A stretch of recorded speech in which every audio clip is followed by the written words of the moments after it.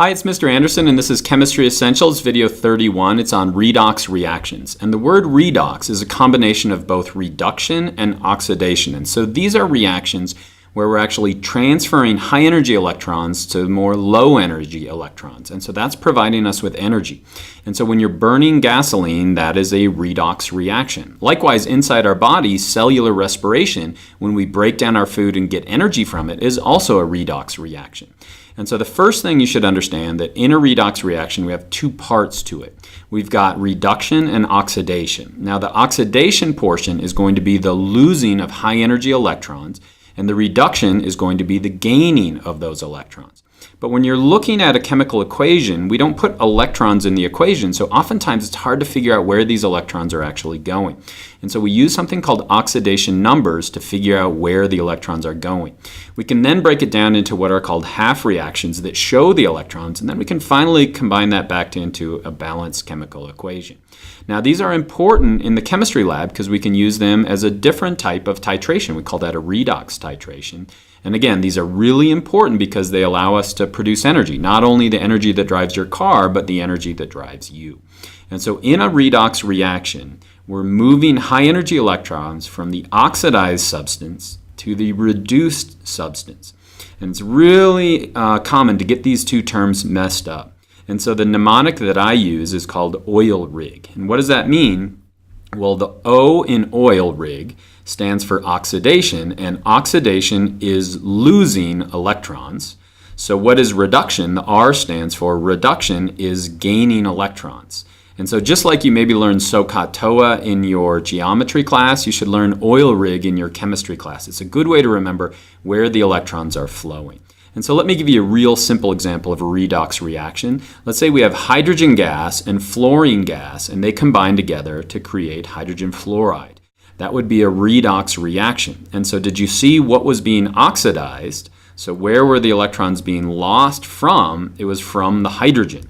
And so we would say in this redox reaction of hydrogen plus fluorine to make hydrogen fluoride, the hydrogen is being oxidized and the fluorine is being reduced. It's gaining these high-energy electrons. And so we could write this out as half reactions. In other words, we've got the hydrogen making hydrogen ions plus these electrons that it is losing. And then we have the fluorine, which is gaining those electrons. And so this would be the oxidation portion of the redox, and this should be the reduction portion of that. But you should have been watching carefully. How did I decide that the hydrogen was losing the electrons and the fluorine was gaining the electrons? And so how would you figure that out?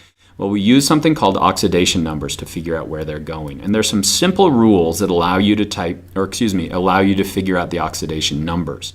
One thing you should know is that when writing the charge, let's say a charge of a -2 charge, a charge generally we write the number first, 2, and then we would write the minus. But when you're writing oxidation numbers, you're going to write either the plus or the minus before the number. And so the first rule is really, really simple. If we ever have elements that are free, or free elements, the oxidation number is always going to be 0. So if we have hydrogen gas by itself, what's going to be our oxidation number? It's simply going to be 0. Let's say we have magnesium solid. What's going to be the oxidation number of the magnesium? It's going to be 0. Let's say we have sulfur, remember, which will form into these big 8 atom molecules. What's going to be the oxidation number? Again, it's going to be 0. So rule number is really simple. If they're by themselves, it's always going to be 0. If we've got ions, then it's going to match the charge. And so if we're looking at sodium chloride, you can see this is an aqueous solution. What's going to be the charge? Well, the sodium is an alkali metal, so it's going to have a +1 charge. And the chlorine is a halogen, so it's going to be a -1 charge. And so those are going to match. One thing you'll start to notice is that these are going to add up to 0. Let's say we're looking at potassium. What's going to be the charge? It's going to be +1. Let's say we look at magnesium chloride. Well, the chlorine is going to have a -1 charge. And since we have 2 of those, what's my magnesium charge going to be? It's going to be a +2. All right, let's move to the next one. These deal with oxygen and hydrogen. Oxygen is always going to be a -2 oxidation state unless it's in a peroxide, and it'd be a -1. And hydrogen is always going to be a +1 charge if it's bonded with a nonmetal, and it's going to be a minus charge if it's bonded with a metal. Last thing that I mentioned this just a second ago, is that in a neutral compound, all of them are going to sum up to 0.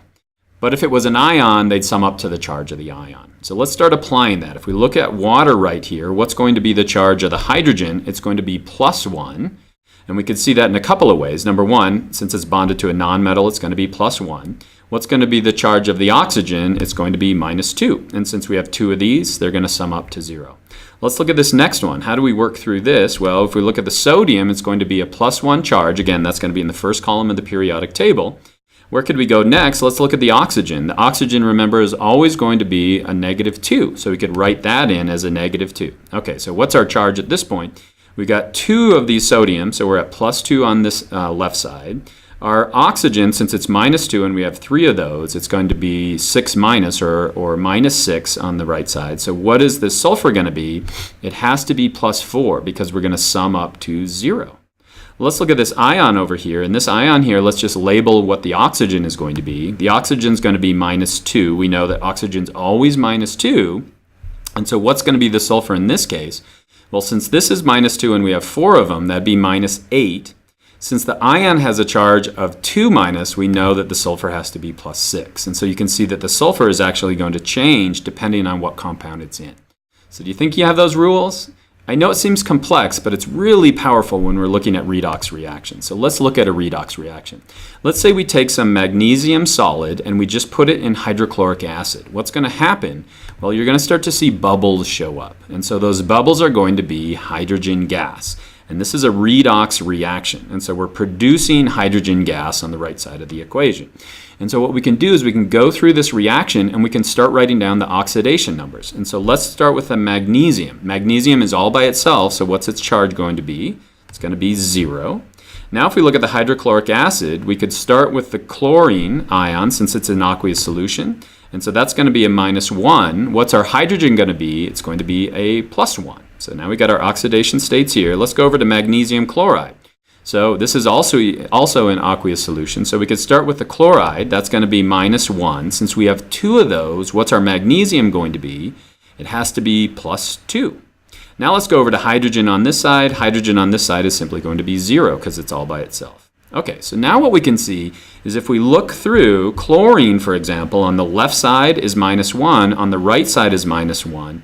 And so that's neither going to be oxidized or reduced. But if we look at magnesium here, it has an oxidation state of 0 on the left side.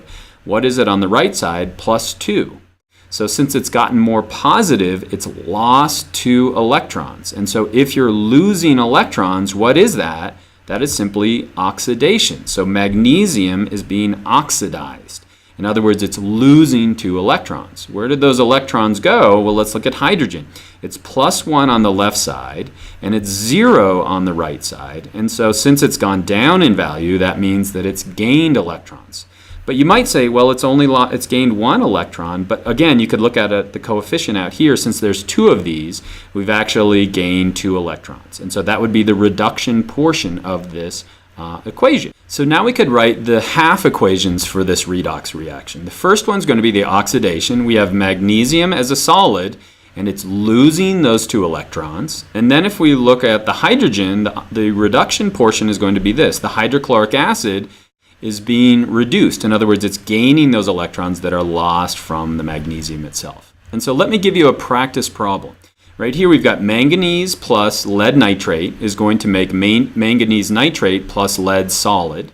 And so what you should do is write out the equation, figure out the oxidation numbers of all the atoms in this equation, then figure out what is being oxidized and what is being reduced, and then try to write out those half reactions. And if you think you have it right, you could try to post some of your answers in the comments down below.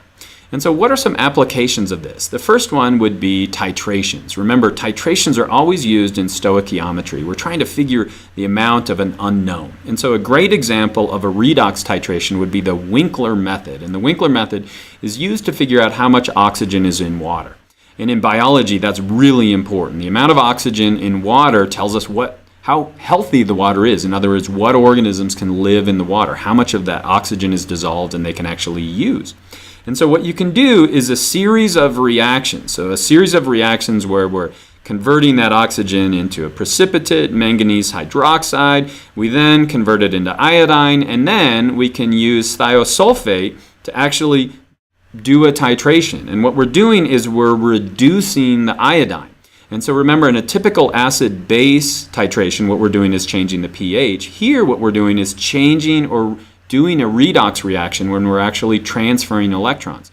And we use starch in this as well. And when we get a change in those electrons, what we get is a color change. And so we can figure out the amount of the iodine, and then we can work backwards to figure out the amount of oxygen. What would not be another application of redox? Remember, it's in energy production. And so this big molecule right here is going to be a triglyceride. That's a fat. That's going to be the fat that you find in your food. It has a high amount of energy because there's going to be energy in the electrons of the hydrogen around the carbon. But if we were to look at something like this is isooctane that's going to be found in gasoline. It also has a high amount of energy, and that energy is going to be found in the hydrogen atoms that are around the carbon. And so what happens in a redox reaction is we can actually transfer those electrons to oxygen, and we can release energy in that transfer. And so did you learn the following? Could you identify what's the oxidized substance and what's the reduced substance? Remember, the oxidized substance is the one that's losing the electrons, and the reduced substance is gaining it. And then finally, do you have some kind of an application? A great example would be a titration, like the Winkler method we said in determining the amount of oxygen. That's redox reactions, and I hope that was helpful.